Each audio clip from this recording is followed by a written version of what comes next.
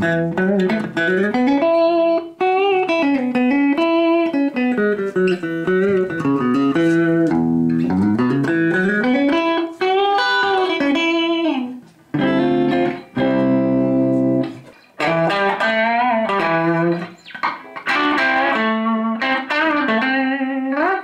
everybody, it's Bill from Canadian Breed, and I am very excited to introduce to you this brand new model, the Uptown for 2014, finally done and plugged in and ready to go. But I thought I'd take a few minutes and we talk about that. This is a chambered 14-inch wide body guitar with a 24 and 5/8 scale length. And there are quite a few custom appointments on this guitar. First of which is the body shape and design. I would say if you were to take Brian May's guitar, a Bigsby, a Rickenbacker, and a Gretsch and throw them together one night, this is what you would come up with. This is a two-piece mahogany body with a upper cap and lower back cap, which is fully chambered out of the solid piece. This is a very fresh and yet vintage looking guitar with the dished wings in the pointed oval style, the unique F-holes, as well as a custom tailpiece matching the whole vintage vibe of this guitar, as well as the switch plate. Initially it started with your typical disc, and as I got working with the design I decided to go with this motif, kind of a 50s throwback. This is a 1/4-inch aluminum flat bar that I actually worked with. And there were different jazz tail pieces that were available, but they just didn't have the look I was going for, so I decided to design my own, and this is what I came up with. There will also be a Bigsby tremolo type version tailpiece as well, or just a standard Bigsby tremolo available with these models. Knob situation of 2 volumes and a tone.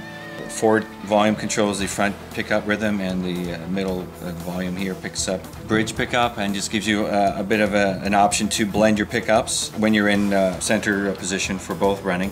Otherwise you just run off your main volume and tone.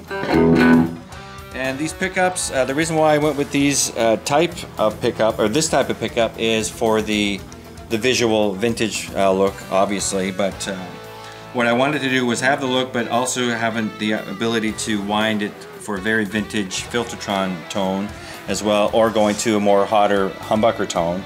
So depending on what you're looking for tone-wise, that's something we can give you, whether it's the P90 or the Shelltrons. And I've added the foil under foil plate just below the screws, just to add just a touch of elegance to it. And it just works really well with the guitar. It looks great, they sound wonderful, and I'm really happy with them. The neck is a 24 and 5/8 scale length with oversized in-your-face diamond inlays and perloid binding. Rosewood fingerboard over a Spanish cedar neck. And the headstock continues along with the body design with the stepped idea, and the front top end of the headstock is not mirroring, but copying the front end of the body, which is a mahogany body in this case. And along the back we have open back tuners with a stepped upper or bass tuner section, as well as a double flute in the transition into the headstock. Finish is just a deep wine red to solid, just slightly opaque. The wings have a unique feature in that you could do so many different types of finish options, whether it be inlaying with perloid or a brushed aluminum to create a contrast with the centerpiece, and it will come in a number of different versions, solid body and chambered with F-holes, as well as different body widths from 14, which this is the prototype size, up to 16 or 17 and 15.5. This guitar just overall has just an amazing visual presence that I think everyone so far is loving, and I'm real excited about it. And I have a bass version I'm building right now, and it's just a real fun guitar to play and build. Balance is really nice, and it's just a really cool guitar to have. The back also is carried through with a nice 50s kind of motif cavity cover.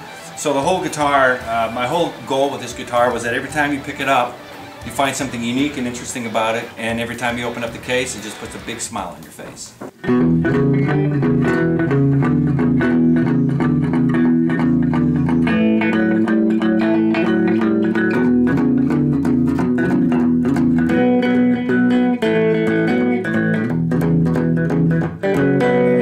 Well, tried.